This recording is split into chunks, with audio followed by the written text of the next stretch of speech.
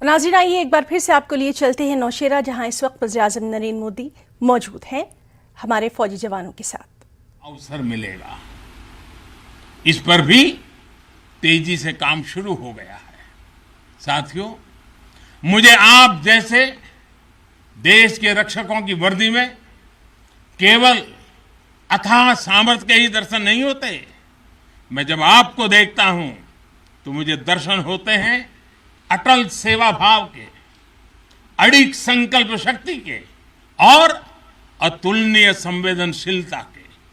इसलिए भारत की सेना दुनिया की किसी भी दूसरी सेना से अलग है। उसकी एक अलग पहचान है। आप विश्व की शीर्ष सेनाओं की तरफ एक प्रोफेशनल फोर्स तो है ही, लेकिन आपके मानवीय मूल्य, आपके भारतीय संस्कार आपको औरों से अलग एक असाधारण व्यक्तित्व के धनी बनाते हैं। आपके लिए सेना में आना एक नौकरी नहीं है। पहली तारीख को तनख्वाह आएगा इसके लिए नहीं आए हैं आप लोग। आपके लिए सेना में आना एक साधना है, साधना। जैसे कभी ऋषि मुनि साधना करते थे ना, मैं आपके हर एक के भीतर उस साधक का रूप देख रहा हूं। और आप मां भारती की साधना कर रहे हैं। आप जीवन को उस ऊंचाई पर ले जा रहे हैं कि जिसमें 130 करोड़ देशवासियों की जिंदगी जैसे आपके भीतर समाहित हो जाती है। ये साधना का मार्ग है। और हम तो भगवान राम में अपने सर्वोच्च आदर्श खोजने वाले लोग हैं।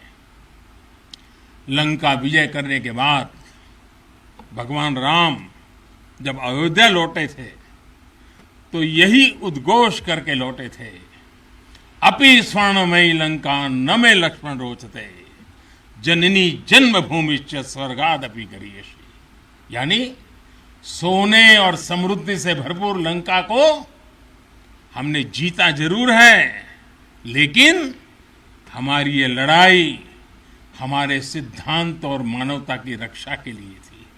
हमारे लिए तो हमारी जन्मभूमि ही हमारी है, हमें वहीं लौटकर उसी के लिए जीना है। भारत माता की जय! भारत माता की जय! भारत माता की जय! और इसलिए जब प्रभु राम लौटकर आए तो पूरी अयोध्या ने उनका स्वागत एक मां के रूप में किया। अयोध्या के हर नर नारी ने, यहां तक कि पूरे भारतवर्ष ने दिवाली का आयोजन कर दिया। यही भाव हमें औरों से अलग बनाता है। हमारी यही उदात्त भावना हमें मानवीय मूल्यों के उस अमर शिखर पर विराजमान करती हैं जो समय के कोलाहल में, सभ्यताओं के हलचल में भी अड़िग रहती है। इतिहास बनते हैं, इतिहास बिगड़ते हैं, सत्ताएं आती हैं, सत्ताएं जाती है, साम्राज्य आसमान छूते हैं, ढहते हैं, लेकिन भारत हजारों साल पहले भी अमर था, भारत आज भी अमर है और हजारों साल बाद भी अमर रहेगा।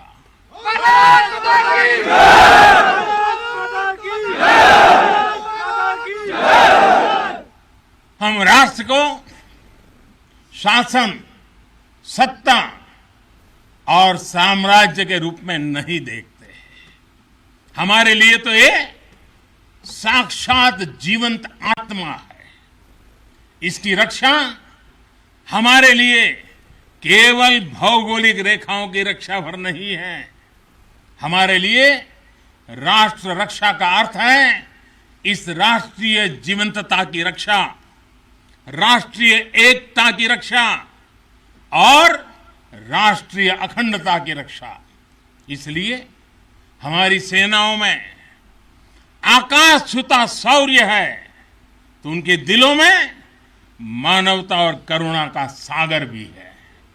इसलिए हमारी सेनाएं केवल सीमाओं पर ही पराक्रम नहीं दिखाती।